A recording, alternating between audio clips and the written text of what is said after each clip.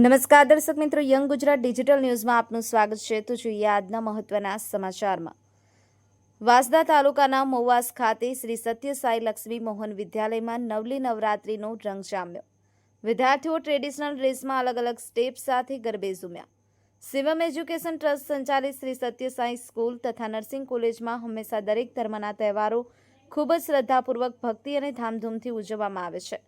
એ સત્ય સાઈ શાળાનું સત્ય છે. તેવી જ રીતે આજરોજ નવરાત્રી પર્વની ભવ્ય રીતે ઉજવણી કરવામાં આવી હતી. આ કાર્યક્રમની શરૂઆત ડોક્ટર કિશોરભાઈ ફ્રૂટવાલા અને કલ્પના મેડમ ફ્રૂટવાલાના હસ્તે માતાજીની આરતીથી કરવામાં આવી. આ કાર્યક્રમમાં શાળાની બાળકીઓ નવદુર્ગાના રૂપમાં આવી હતી.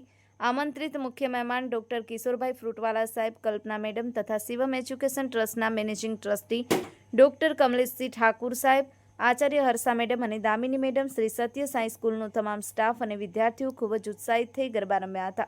વિદ્યાર્થીનીઓને 10 માતાઓ બનાવી હતી, જેનો અદ્ભુત શણગાર સાથે શિક્ષકોએ તેમના વસ્ત્ર પરિધાન એવા કર્યા હતા કે આબેહૂબ માતાઓ દેખાતી હતી.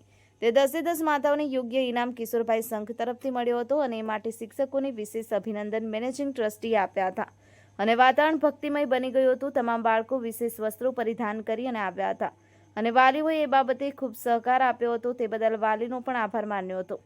Young Gujarat digital news team, વાસંદા.